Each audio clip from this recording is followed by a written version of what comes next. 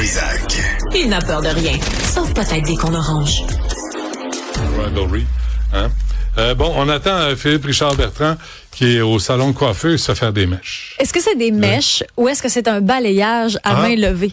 Ça, c'est ou un drainage lymphatique. Peut-être que Phil se fait drainer. Peut-être qu'il y a des tensions. Peut-être. Il se fait déplacer du liquide. Oui. Mais je suis tellement contente parce que c'est... Non, c'est ça. Ben, c'est parce que c'est vraiment ça. C'est une technique de massage. OK, c'est beau. On l'attend. Il veut nous parler de préménopause? Ben, ça se peut. Tout le monde le vit. Ben, certain. Y es-tu là? Bon, je veux pas y parler. Il est peut-être en train de courir. Non, il est trop tard. Non, je veux pas y parler. Ah oui, joli. Ah, c'est un balayage, finalement, Isabelle. T'avais raison. Ben oui. C'est pas... Puis on dirait presque qu'il y a un petit peu de gel dans le toupette. Est-ce que un balayage, c'est comme un brushing? Non, un brushing, c'est quand tu te fais faire une mise en pli, là. C'est quelqu'un qui a avec une grosse brosse ronde, là. Regarde ça, ah oui. Fait sécher avec une brosse ronde. J'écoute religieusement ma mère qui nous écoute à tous les jours. Ouais. Bonjour. Bon, là, elle aimait pas quand j'étais en t-shirt. Alors, j'ai commencé à mettre des chemises. Ouais. Et là, elle m'a dit, bon, merci pour les chemises, mais peux-tu faire quelque chose avec tes cheveux? Alors là, j'ai mis du gel. Ben, tu vois, j'ai remarqué. OK. Je suis obligé. Quoi? Quel âge as-tu, Philippe? OK, je comprends. 50 ans. 50 ans. Peux-tu dire à ta mère, maman, je t'aime, mais sac-moi patience et mêle-toi de tes affaires. Est-ce que moi, je commande tes cheveux, maman? Je t'aime. Veux-tu me sacrer patience? C'est mes cheveux. C'est pas de ta faute, là. T'as hérité de ces cheveux-là. Elle nous écoute. Ouais, ne me magasine pas un souper. Vous avez bien fait parce qu'il y a pas mal meilleure allure depuis vos commentaires, madame. Bravo. Bon, vas-y. OK, c'est correct. Mais pour la chemise, elle avait tout à fait raison. Bon. Oui. Tout à fait raison. Quand tu te présentes Ma en mère, t-shirt. elle déteste en plus mes tatous. Elle déteste mes tatous depuis toujours. C'est vrai? Donc, elle aime ça quand j'ai une belle chemise. Oui. On est deux. Oh. Non, mais j'essaie de me rattraper. Tu sais, je veux pas la chambre de poste qu'elle aille s'ennuyer de l'autre côté. Là, je vais la garder avec moi. On la salue chaleureusement. Bon, parfait. Y a-t-il autre chose? Non, mais je voulais te parler de préménopause. Ouais. OK? Tu comprends que c'est bizarre qu'un gars parle de ça, mais j'ai rencontré une docteure extraordinaire que je salue, qui s'appelle Madame Catherine Falardeau. Je l'ai rencontrée lors d'une conférence. Puis parce que je parlais de requalification de la main-d'œuvre, puis elle est venue me voir, puis elle m'a juste dit, hey, Monsieur Bertrand, vous savez que la ménopause puis la préménopause, c'est un problème important pour les femmes. Là, tu sais, j'ai dit, je présume que oui, tu sais, sur ton corps, sur tes émotions. Elle dit, non, c'est économiquement difficile pour les femmes. Puis là, elle m'a fait son exposé, puis je te le fais rapidement, mais c'est brillant.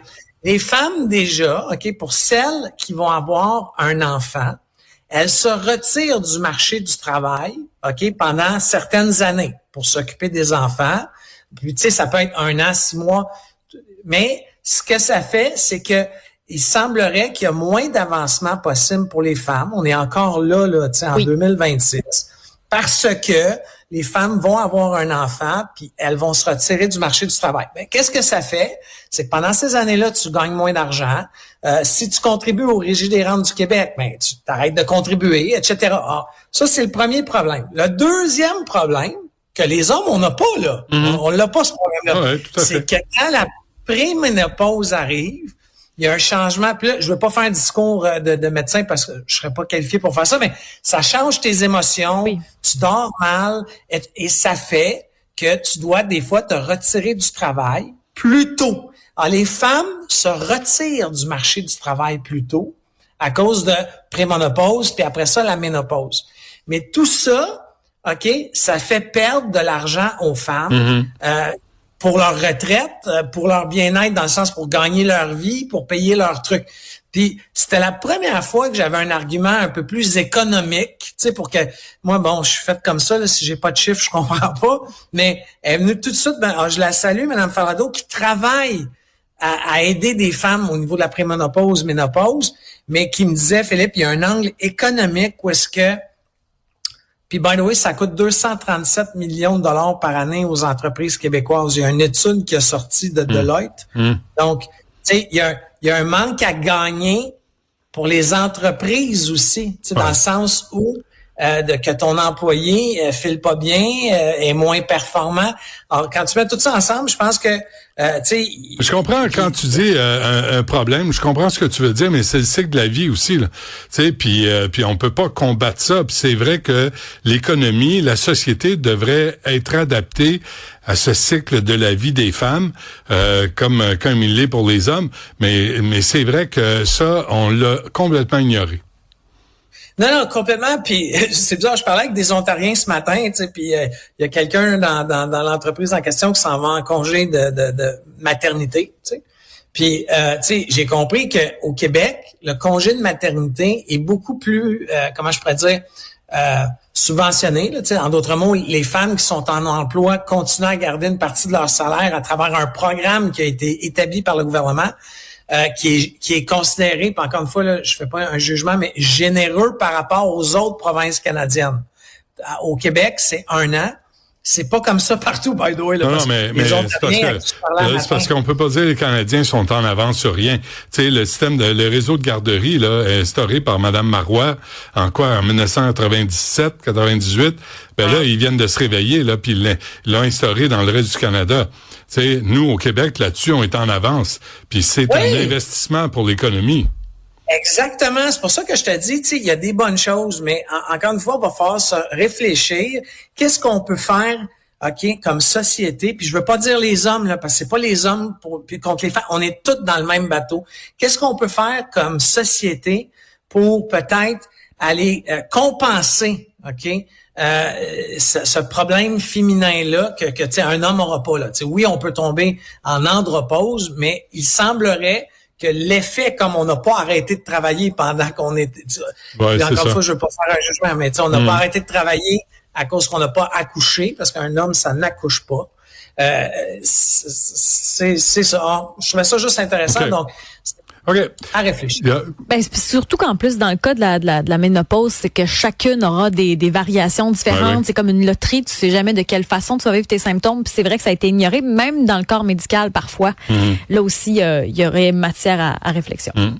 Oui, mais il semblerait que c'est vraiment pas le fun. Là. Ah non, zéro. Là, bon, et c'est un vrai sujet sur lequel je ferai même pas de blague, là, rien. Là, je pense que c'est un sujet qu'il faut aborder et le prendre au sérieux, puis avoir des vraies mesures pour le traiter.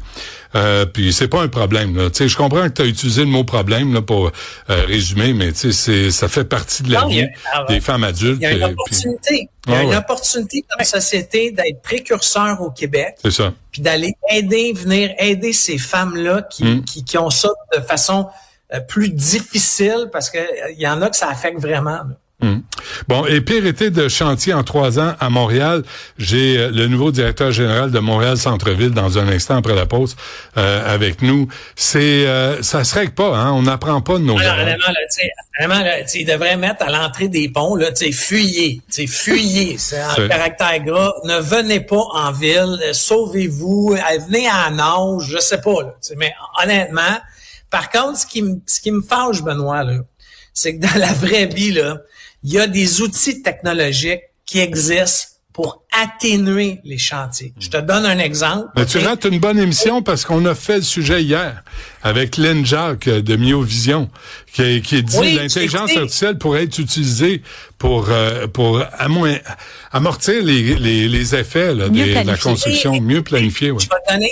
Non, mais je l'ai écouté cette émission-là, puis c'est pour ça que je voulais te reparler de ça, parce que oui, il y a Miovision, mais je sais pas pourquoi, dès qu'on parle de fonction publique, on veut faire les choses nous-mêmes. Tu sais, on veut pas embaucher du monde. On va engager des programmeurs. Là, je vais nommer un exemple. À la Ville de Montréal, ils vont engager des programmeurs pour essayer de se patenter une solution, là, puis tu sais, avec un fonds de pension, puis pas capable de les mettre dehors, quand ça existe. Ça existe. Il y a une boîte à Québec, tu sais, quand vous voyez, là, 3-4 corps de métier qui regardent un trou, là, tu sais, les gars, là, qui sont avec une pelle puis ils regardent dans le trou.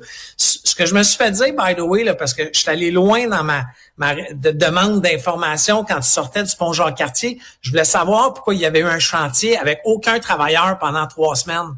Puis je me suis fait dire, sur le couvert de l'anonymat par un contremaître, que ça avait été une mauvaise planification des travaux entre des sous-traitants. Parce que Quand tu fais un trou à Montréal, là, tu sais, il y a du gaz. Mais es-tu venu, parce que ce matin, en plus, je l'ai filmé. Ce matin, ils ont retranché une voie ouais. parce qu'ils travaillent sur une rue perpendiculaire à la sortie du pont Jean-Cartier. Oui, encore. Sous Mme Martinez-Ferrada, ça ne change pas. C'est pareil que sous Valérie Plante puis Luc Rabouin.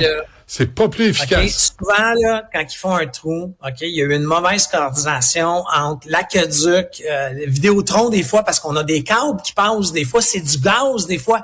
Mais tu sais, il y a une compagnie au Québec qui s'appelle OPA Technologies, un peu comme Movision. Ils se spécialisent là-dedans pour que tout le monde soit alerté dans les sous-traitants. Pourquoi qu'on les utilise pas, essayer de se créer un système, puis un fichier Excel à la Ville de Montréal? C'est plein de petites affaires comme ça. Puis, by the way, là, va en Ontario, là, ils font les travaux sur la 407 de nuit pour pas écœurer le monde dans le jour. Tu comprends? Hey. Mais c'est parce que ça va être l'overtime chez nous la nuit. Commencer à travailler la nuit. Ben là, tu sais, commencer à animer une émission de radio puis lire les journaux. Arrête une seconde, là. Là, commencer à connaître l'intelligence artificielle quand tu travailles en numérique. Il y a des maudites limites. Arrête de demander de l'efficacité, toi, Bertrand. C'est trop. Benoît, là, je veux le dire, là, pour les auditeurs qui nous écoutent, là, quand vous voyez un chantier avec 3 personnes avec une pelle ou un chantier désert, envoyez-nous les photos. Parce que nous, on va en parler, parce que c'est pas normal. Puis moi, je sais que quand à Cube, on en parle, et il y a un message qui se passe, puis il y a un contremaître qui va sur le chantier pour comprendre. Oh, si peu. En les pognant même un par un. Ben, qu'à le voir à la sortie de Pont-Jacques-Cartier, je sais pas si tu l'as vu ce matin, hein? Oui.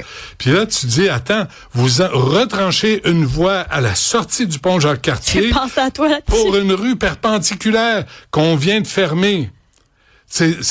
La maladie mentale n'est pas soignée à la Ville de Montréal. Je comprends de pas vouloir payer les sous-traitants et les employés en temps et demi ou temps double de nuit. Mais imagine l'économie que tu sauves aux commerçants qui vont payer plus de taxes, à la personne qui manquera pas son rendez-vous, puis que, tu sais, en plus, il se fait charger son rendez-vous. Mais pendant ce temps-là, on a un paquet d'officiers, là, tu sais, là, j'ai l'affaire à Outremont, là, où je suis, tu sais, avec, qui font du zèle, qui arrêtent du monde, du zèle, Mais il travaille. C'est là, je disais ça à Mario ce matin, c'est drôle parce que, lui, il travaille, là. Le type qui a donné la contravention, il travaille le jour des Patriotes, mais il empêche un travailleur autonome de faire sa job, de sauver peut-être l'inondation d'un immeuble. Ça aurait coûté cher. Le petit caporal, Catherine Brown, la mairesse d'Outremont. Faudrait peut-être l'appeler puis demander si... Je ne donne pas de conseils juridiques parce que je ne suis pas avocat. Je sais que je suis sur la liste rapide du barreau de Montréal quand je parle. Mais je vais juste dire, contestez-les ces contraventions-là. Ben, t'as-tu le temps de faire ça?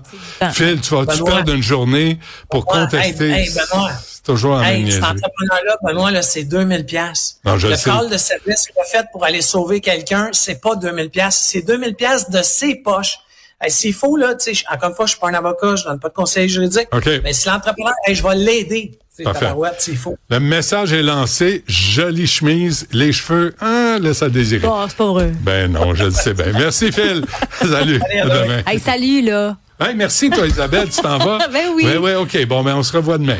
Merci, excuse-moi.